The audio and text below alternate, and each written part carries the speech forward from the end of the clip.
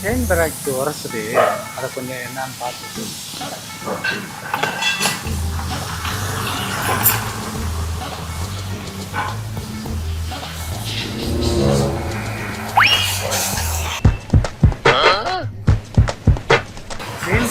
சத்தம் கேட்குது, அதை செயின் பிரேக்கில் சத்தம் கேட்குது, அது என்னன்னு பாரு. செயின் பிரேக் சவுண்ட் வருதா?